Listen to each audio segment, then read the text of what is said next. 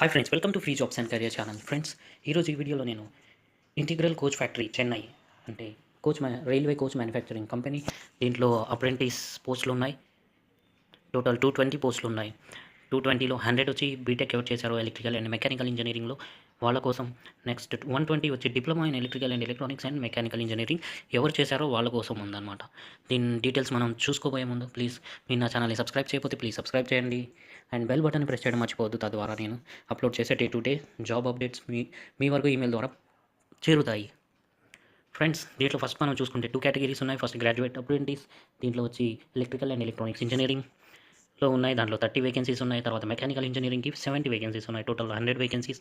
వీళ్ళు monthly stipend వచ్చి 4,984 rupees ఇస్తారు. డ్యూరేషన్ వచ్చి 1 ఇయర్కి ఈ అప్రెంటిస్ ఉంటుంది. తర్వాత కేటగిరీ 2 చూసుకుంటే టెక్నీషియన్ అప్రెంటిసెస్. దీంట్లో వచ్చి diploma in electrical and electronics చేసి ఉండాలి. దీంట్లో 40 వేకెన్సీస్ ఉన్నాయి ఎలక్ట్రికల్ అండ్ ఎలక్ట్రానిక్స్కి. తర్వాత మెకానికల్ ఇంజనీరింగ్ వాళ్ళకి 80 పోస్టులు ఉన్నాయి. టోటల్ 120 పోస్టులు ఉన్నాయి. మంత్లీ స్టైపెండ్ వచ్చి 3,542 రూపీస్ ఇస్తారు. 1 ఇయర్ టోటల్ డ్యూరేషన్ ఉంటుంది. ఏజ్ వచ్చి అప్రెంటిస్ రూల్స్ ప్రకారం ఏది ఉంటుందో అదే ఇక్కడ కూడా వర్తిస్తాయి.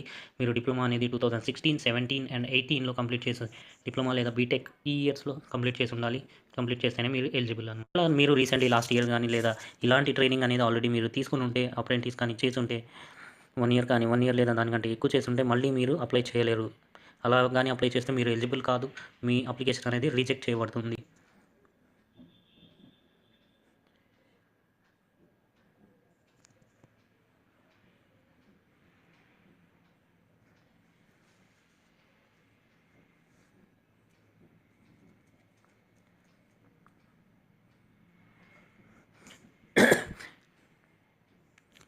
మీరు కానీ మొదటిసారి అప్లికేషన్ అనేది ఇక్కడ రిజిస్టర్ చేస్తుంటే ఇక్కడ ప్రాసెస్ కూడా ఇచ్చాడు. రిజిస్టర్ ఎలా చేయాలి, next submission of application. Already registered candidate అయితే ఏం చేయాలనేది కూడా ఇక్కడ ఉంది. లేదా కొత్తగా అప్రెంటిస్ కోసం రిజిస్టర్ చేస్తున్న వాళ్ళకి ఏం చేసుకోవాలో కూడా ఉంది ఇక్కడ.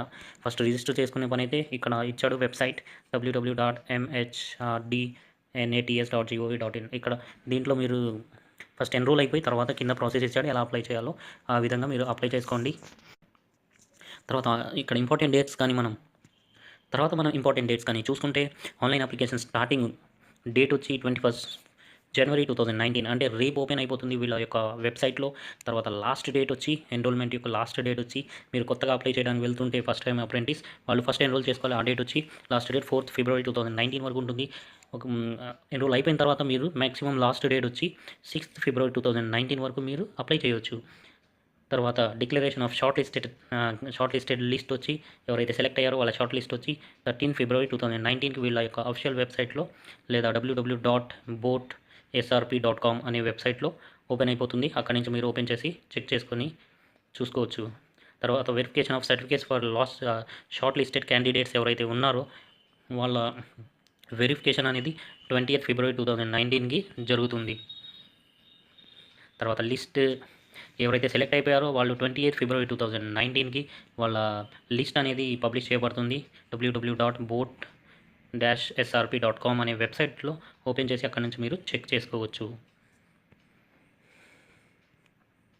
గైస్, మీకు ఈ వీడియో నచ్చినట్లయితే ప్లీజ్ నా ఛానల్ని సబ్స్క్రైబ్ చేయండి, బెల్ బటన్ని ప్రెస్ చేయడం మర్చిపోద్దు. తద్వారా మీకు డే టు డే కొత్త జాబ్ నోటిఫికేషన్స్ మీరు ఈమెయిల్ ద్వారా పొందవచ్చు.